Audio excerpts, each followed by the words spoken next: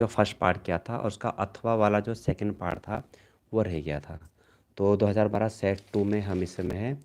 और question number आपका था 28। इसके दो एक ऑप्शन में आपको दिया हुआ था, तो ऑप्शन वाला जो सेकंड नंबर का है वो अभी हमारा रह गया था।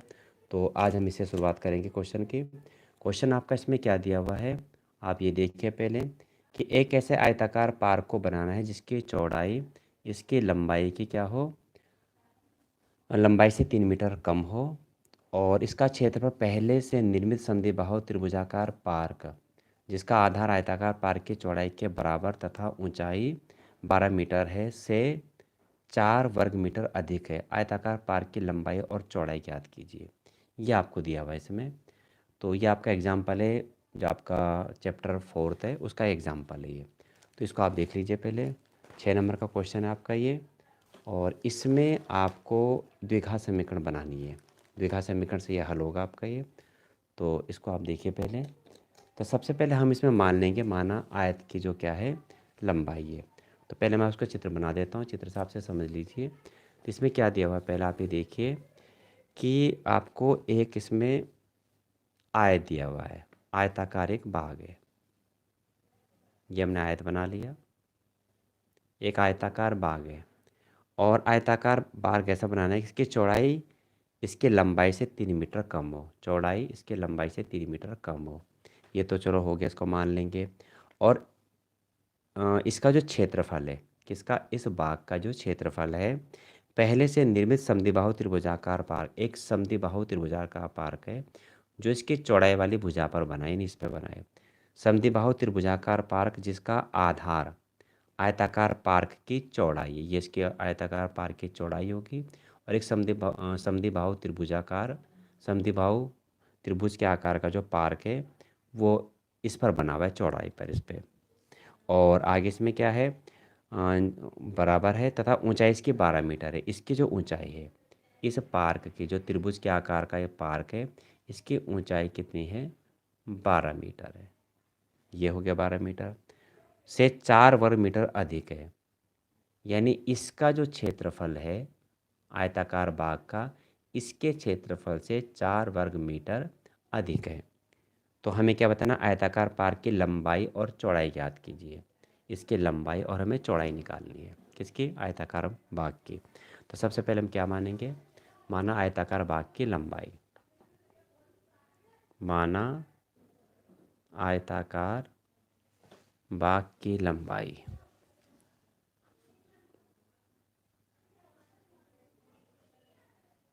हमने मान लिया x मीटर, और आयताकार बाग की चौड़ाई ये हमने मान लिया y मीटर।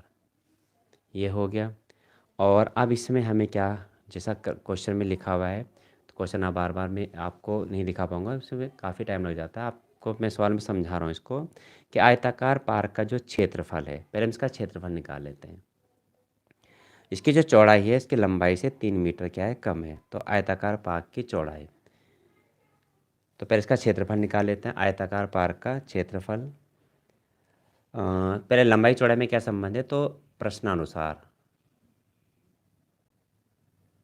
इसमें लिखा है जो चौड़ाई है वो इसकी लंबाई से क्या है, 3 कम है। चौड़ाई क्या है, लंबाई से -3 कम है। तो चौड़ाई हमने क्या मानी, y, लंबाई हमने क्या मानी, x, इससे 3 कम है। ठीक है, ये हो गया। तो इसमें आपकी ये लंबाई हमने x मानी, चौड़ाई y का मान x-3, इससे कम है ये। ठीक है, इसमें अगर आप एक ही पद में मानना चाहते हैं, जैसे आपका ये y है, इसको आप x मानेंगे तो ये x-3 भी कर सकते हैं। हम इस दो वेरिएबल में मान रहे हैं इसको, आप इसको ऐसे भी कर सकते हैं। अब हम इसका क्षेत्रफल निकालते हैं। लंबाई हमने x मानी, चौड़ाई हमने y मानी। प्रश्नानुसार क्या है, जो चौड़ाई है वो लंबाई से 3 कम है, यानी y बराबर x-3 है। अब जो क्षेत्रफल होगा वो क्या होगा, लंबाई गुणा के चौड़ाई। लंबाई क्या है इसकी, x है, चौड़ाई क्या है इसकी, y है, क्षेत्रफल हो गया a। और x, y का मान हमने से क्या रखा, x-3। जो चौड़ाई है वो लंबाई से 3 कम है। तो ये हो जाएगा आपका a बराबर x² - के 3x, ये हो जाएगा आपका वर्ग मीटर। ठीक है, अब इसमें आप ये देखिए कि आगे इसमें लिखा हुआ है कि इसका जो क्षेत्रफल है वो पहले से निर्मित किस एक समद्विबाहु जो त्रिभुज है, ये वहाँ आपको समद्विबाहु त्रिभुज दिखाई दे रहा है, इस क्षेत्रफल से 4 वर्ग मीटर क्या है, अधिक है। अब हम इसका क्षेत्रफल निकालते हैं। तो इसका जो क्षेत्रफल हम निकालेंगे तो इसकी हाइट होगी 12 मीटर, और इसका जो आधार है वो क्या है, वो आयताकार भाग का क्या है, चौड़ाई है। चौड़ाई हमने क्या मानी, y। ठीक है, तो y क्या हो जाएगी, लंबाई से 3 का मैंने x-3 रख देंगे बाद में। अब हम त्रिभुज इसमें नाम दे देते हैं, ये हो गया A B C और D, और ये हमने P मान लिया, और ये आपका हो गया Q। तो त्रिभुज बी पी सी का क्षेत्रफल, त्रिभुज बी पी सी का क्षेत्रफल देखिए, त्रिभुज बी पी सी का क्षेत्रफल तो क्या हो जाएगा, 1/2, और लंब लंब यानी हो गया 12, और आधार कितना हो गया, आधार इसका हो जाएगा y, यानी 1/2 गुणा के 12, और y का मान आपका क्या आ गया, x-3, हमने x के पदों में कर दिया। तो ये हो जाएगा 6, 2 से कट गया 6 बार, x-3, और ये आपका हो जाएगा 6x माइनस के 6×18, ये हो गया। अब इसमें क्या लिखा है, प्रश्नानुसार पार्क का जो क्षेत्रफल है, तो ये आएगा फिर पुनः प्रश्नानुसार, दोबारा से फिर पार्क का क्षेत्रफल, पार्क का क्षेत्रफल। ठीक है, ये इसके क्षेत्रफल से नहीं, त्रिभुज पी बी सी क्षेत्रफल +4।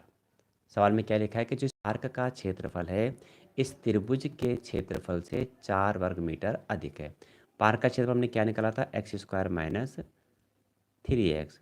पीबीसी का क्षेत्रफल हमारा क्या है, 6x - 18, यह आया, और प्लस के क्या हो जाएगा 4, ये हो गया। देखो अब इसको हम क्या करेंगे, द्विघात समीकरण में लाएंगे। तो 6x ये आपका हो जाएगा x², 6x इधर आया माइनस के, तो माइनस के 9x, x² माइनस के 9x, ये देख लीजिए, और -18 में से 4 के -14, प्लस के 14 हो जाएंगे, प्लस के 14 बराबर 0। बहुत आसान है, 7 दूना के 14, और 7 और 2 9, 14 के से गुणनखंड के जोड़ करके क्या है 9 आए, तो क्या आ जाएगा x², ये हो जाएगा 7 + 2, 7 और 2 9, और गुणा करके 14, प्लस के 14 बराबर 0। अब तो आपको लग रहा होगा बहुत आसान है, अब तो बिल्कुल द्विघात समीकरण वैसे हल करनी। कई सवाल आपके ऐसे हो चुके हैं, एक्स के अंदर गुणा करिए, माइनस से ब्रैकेट भी खोल दिया तो साइन चेंज हो गया, प्लस का 14 हो गया। एक्स यहाँ पे कॉमन ले लिया तो एक्स माइनस के 7 हो गया, माइनस के 2 कॉमन लिया तो एक्स माइनस के 7 यहाँ पे आ गया। दोनों ब्रैकेट में सेम आता है यहाँ पे, ये आप जानते हैं। x-7 यहाँ से भी और यहाँ से भी हमने कॉमन ले लिया, आपका क्या हो गया, ये x-2 हो गया। x का मान क्या आ गया, 7 और 2, तो 2 हम नहीं ले सकते क्योंकि 2 अगर लंबाई होगी तो चौड़ाई से भी कम, बहुत कम जाएगी, 4 कम होनी उससे। ठीक है, तो क्या हो जाएगा, क्योंकि x ≠ 2, तो x बराबर 7 लेने पर, x बराबर 7 लेने पर, x हमने 2 क्यों नहीं लिया, मैं फिर बता देता हूँ। x 2 हमने इसलिए नहीं लिया कि x बराबर 2 लेंगे तो जिसकी चौड़ाई और लंबाई से 3 कम है, तो 3 कम का मतलब इससे 3 कम करेंगे आप, तो 3 कम है तो माइनस में चला जाएगा, इसलिए 2 नहीं हो सकता। तो समीकरण इसको हम चाहे तो यहाँ पे 1 बोल देते हैं। समीकरण 1 से y के लिए चौड़ाई कितना आ जाएगा, 7 से 3 कम यानी 4 आ जाएगा। तो समीकरण 1 से y बराबर क्या है आपका, y बराबर था x माइनस के 3, x क्या था 7 माइनस के 3 यानी 4, और लास्ट में उत्तर आप बहुत अच्छी तरह से लिखेंगे क्या, अतः पार्क की लंबाई 7 मीटर और पार्क की चौड़ाई 4 मीटर। उदाहरण है, थोड़ी इसकी लैंग्वेज थोड़ी मुश्किल लगती है लेकिन सवाल आसान है बहुत ही। तो एक बार आप फिर देख लीजिए सवाल में क्या है। असल में कि समीकरण जब बन जाती है उसके बाद तो सवाल बहुत आसान है, लेकिन जब तक समीकरण नहीं बनी तब तक वो मुश्किल लगता है। ठीक है, तो सवाल में क्या एक बार फिर देख लीजिए आप। एक ऐसा आयताकार पार्क को बनाना है जिसकी चौड़ाई उसकी लंबाई से 3 मीटर कम हो। चौड़ाई उसकी लंबाई से 3 मीटर कम हो। तो हमने लंबाई x मानी थी, चौड़ाई y मानी थी, और आपका क्या हो गया था, चौड़ाई नहीं, y x से 3 मीटर कम, y बराबर x-3, ये हमने मान लिया था। लंबाई x मानी थी, चौड़ाई y मानी थी, और इसे 3 कम हो के y बराबर x-3, समीकरण एक बन गई थी। फिर आगे क्या लिखा है, यहाँ पे थोड़ा ज़रा मुश्किल लगता है क्योंकि बहुत लंबा सेंटेंस बना दिया इन्होंने। फिर क्या लिखा है, इस पार्क का क्षेत्रफल, इसका क्षेत्रफल यानी इस पार्क का क्षेत्रफल पहले से निर्मित समद्विबाहु त्रिभुजाकार पार्क जिसका आधार आयताकार पार्क की चौड़ाई के बराबर तथा ऊंचाई 12 मीटर है से 4 वर्ग मीटर अधिक। अब इतना लंबा सेंटेंस ही कि आपको समझने में समय लग जाता है, और इसमें फिर बच्चे कन्फ्यूजन कर जाते हैं। क्या कहा गया उसने, अब मैं इसको आपको यहाँ समझा देता हूँ। वो कह रहा है कि इस पार्क का क्षेत्रफल यानी इसका क्षेत्रफल इसकी चौड़ाई पर बने एक समद्विबाहु त्रिभुज का क्षेत्रफल, इस पार्क का क्षेत्रफल एक समद्विबाहु त्रिभुज के क्षेत्रफल से 4 वर्ग मीटर कम है, नहीं अधिक है, इससे 4 मीटर अधिक है, 4 वर्ग मीटर। और वो समद्विबाहु त्रिभुज कहाँ बना हुआ है, इसकी चौड़ाई पर बना हुआ है। इसके जो आधार है, इस समद्विबाहु त्रिभुज का जो आधार है वो इस पार्क की चौड़ाई, जैसे मैंने आपको चित्र में दिखा रखा है। तो इतना आप समझ जाएंगे, बाकी सवाल में समीकरण बन गए, बहुत आसान है ये। ठीक है, तो आप इसको दोबारा प्रयास करना, आप सीख जाएंगे इसे। अब इसके बाद जो 29वां सवाल है उसमें देखिए, एक शंकु के छिन्नक जो 45 सेंटीमीटर ऊंचा है के सिरों की त्रिज्याएं 28 सेंटीमीटर और 7 सेंटीमीटर है, इसका आयतन ज्ञात कीजिए। अब देखिए इसको जरा आप, इसमें आप देखिए 28वां सवाल है आपका। 28वें सवाल में आपको दिया हुआ है एक शंक्वाकार छिन्नक। छिन्नक आप जानते हैं जैसा टब होता है, गमला, गिलास, ये सब छिन्नक के उदाहरण है। इस तरीके से छिन्नक होता है, इसकी दो त्रिज्याएं होती हैं, एक इसकी बड़ी त्रिज्या होती है और एक इसकी छोटी त्रिज्या होती है। बड़ी त्रिज्या को हम स्मॉल कैपिटल आर से दिखाएंगे और छोटी त्रिज्या को स्मॉल आर से। और इसमें दे रखा बड़ी त्रिज्या जो है वो 28 सेंटीमीटर है, और जो छोटी त्रिज्या इसमें है वो 7 सेंटीमीटर है, और इसकी जो ऊंचाई है छिन्नक की वो है 45 सेंटीमीटर। हमें इसका आयतन निकालना है। बहुत आसान सवाल है कि आपको आयतन का सूत्र याद होना चाहिए। सूत्र लिख के उसमें मान रख लिए। कैसे, अब इसमें आप देखिए, शंकु छिन्नक का आयतन, शंकु छिन्नक का आयतन क्या होगा, 1/3 pi H R square plus R square plus R into R. Capital R बड़ी त्रिज्या, स्मॉल आर छोटी त्रिज्या, एच इसकी ऊंचाई होगी। एच पाई का मान इसमें नहीं दिया है तो हम रखेंगे इसमें 22/7, और एच यहाँ पर हो गया आपका 45, और ये हो गया 28 का स्क्वायर, और ये हो गया आपका 7 का स्क्वायर, और प्लस 28 गुणा के 7, ये आ गया।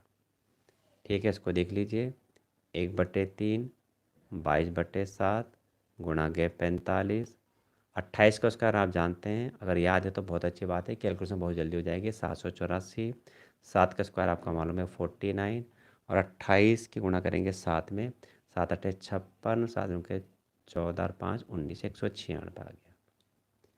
आगे सॉल्व करते हैं, इसको हम जोड़ देंगे तो 1/2, 1/2 आपका ये हो गया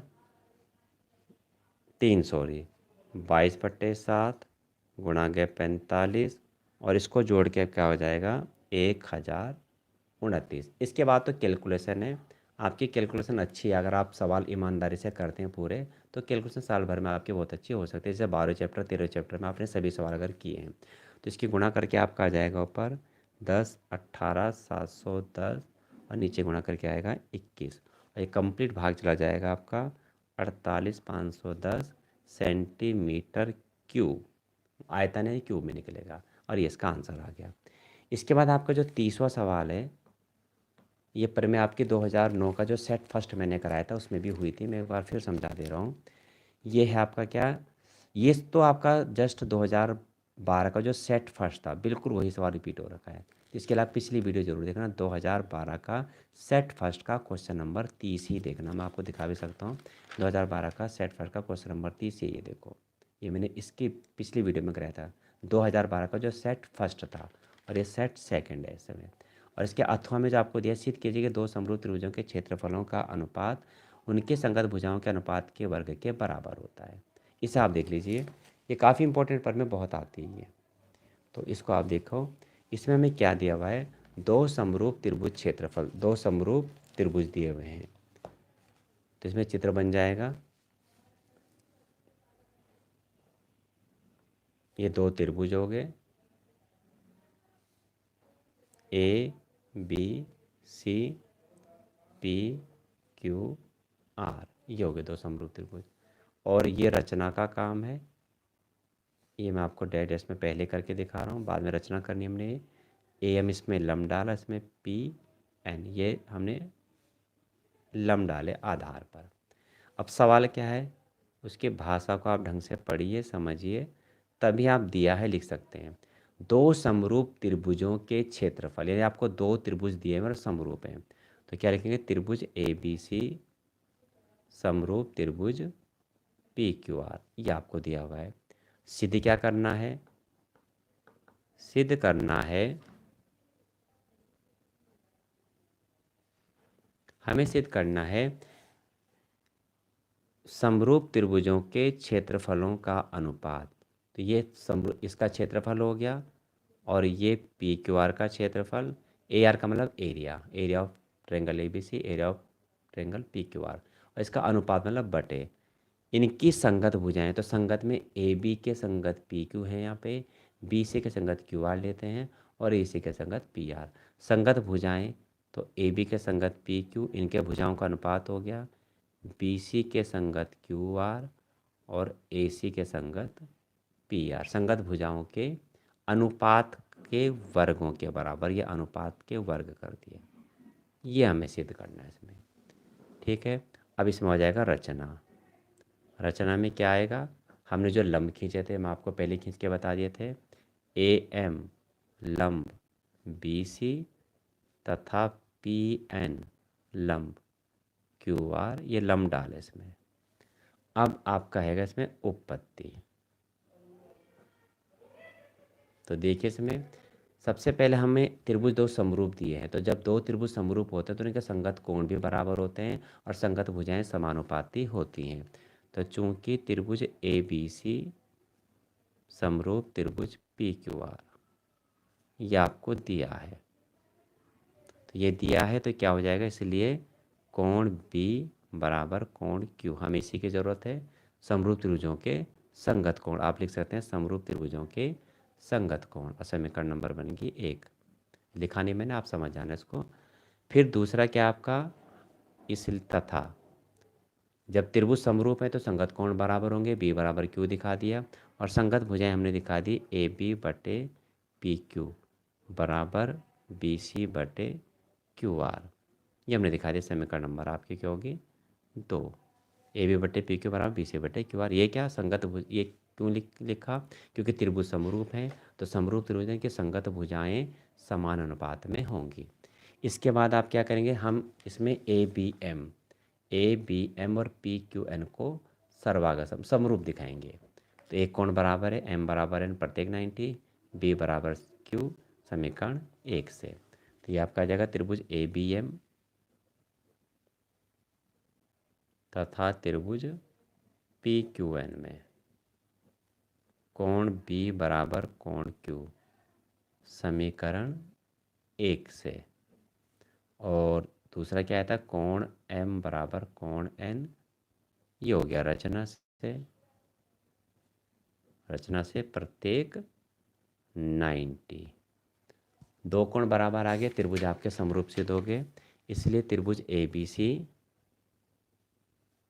नहीं ए बी एम समरूप त्रिभुज पी क्यू एन, ये समरूप हो गया आपके ए समरूपता की कसौटी से। और यह समरूप सिद्ध हो गए तो इनकी संगत भुजाएं समानुपात की होंगी। तो इसमें क्या लेंगे हम, ए बी बटे पी क्यू बराबर ए एम बटे पी एन, ये लेंगे हम। ए बी बटे पी क्यू बराबर ए एम बटे पी एन, क्योंकि ये त्रिभुज समरूप सिद्ध हुए हैं ये दो। तो क्या आएगा ए बी बटे पी क्यू ए एम बटे पी एन। ठीक है, क्या आ गया आपका समरूप त्रिभुजों के संगत भुजाओं के अनुपात। क्या कहा मैंने, अगर आप कारण लिखना चाहें तो कोई आवश्यक नहीं है, पर लिखना चाहें तो समरूप त्रिभुजों की संगत भुजाओं के अनुपात। ये आ गया आपका समीकरण नंबर में आपकी क्या बन गई, 1 2 ये 3 बन गई। और अब इसमें देखिए समीकरण 2 से, समीकरण 2 क्या थी देखिए, समीकरण 2 में था A B upon P Q बराबर B C upon Q R. A B upon P Q बराबर B C upon Q R. समीकरण से 4 बोल दो, 3 और 4 में आप देखो A B upon P Q, ये भी A B upon P Q, तो क्या आ जाएगा B C upon Q R बराबर A M upon P N, ये लिख सकते हैं। तो B C upon Q R बराबर A M upon P N, समीकरण नंबर 5। अब हम इनके क्षेत्रफल लेंगे, त्रिभुज के क्षेत्रफल कैसे, ए बी सी का क्षेत्रफल 1/2 गुणा लंब गुणा आधार, पी क्यू आर का क्षेत्रफल 1/2 गुणा लंब गुणा आधार, ये हो गया। तो ये लेंगे त्रिभुज, तो क्या आ जाएगा एरिया ए बी सी बटे एरिया पी क्यू आर बराबर 1/2 लंब ए एम, आधार था बी सी, 1/2 इसका लंब था पी एन, आधार था इसका क्यू आर। जब भी मैंने आपको चित्र में दिखाया, हाफ से हाफ कैंसिल हो गया, इधर आपका एरिया ए बी सी बटे एरिया पी क्यू आर, और इसमें आप ये देखिए ए एम बटे पी एन गुणा के क्या बचा बी सी बटे क्यू आर। यहाँ ए एम बटे पी एन की जगह हम बी सी बटे क्यू आर लिखेंगे समीकरण 5 से। एरिया ए बी सी बटे एरिया पी क्यू आर बराबर, इसकी जगह B C upon Q R, और ये तो आपका था ही B C upon Q R. समीकरण 5 से हमने ये मान रखा, और आपका क्या आ गया एरिया ए बी सी बटे area P Q R B C square बटे क्यू आर स्क्वायर, या आप लिख सकते हैं बी सी बटे क्यू आर का होल स्क्वायर। ठीक है, तो तीनों से प्रकाशित कर देंगे, लिखेंगे इसी प्रकार, इसलिए एरिया ए बी सी बटे area P Q R, A B upon P Q बराबर B C upon Q R बराबर A C upon P R के अनुपात का वर्ग कर देंगे बाद में। ये हो गया आपका हैंस प्रूव्ड। ये 2009 का जो सेट फर्स्ट था उसमें भी आपका क्वेश्चन नंबर ये 30वां ही था, तो उसमें भी आप एक बार देख लेंगे, नहीं 28वां क्वेश्चन था। 2009 का सेट फर्स्ट का 28वां क्वेश्चन जो है उसमें भी हमने सिद्ध किया था, तो वहाँ भी आप देख सकते हो, उसमें पूरा डिटेल में कराए। यहाँ पे काफ़ी लैंग्वेज मैंने लिखी नहीं है, पर आप समझ गए होंगे इस बात को, जो मैंने बोला वो आपको लिखना है तो आप लिख सकते हैं। तो ये आपके हो गए इसमें, और इसमें सेकंड पार्ट और दे रखा है आपको, हल्का सा इसमें एक चीज़ और अटैच कर देते हैं। 6वें चैप्टर में आपको सवाल बड़ा कठिन मिलेगा, ध्यान रखना।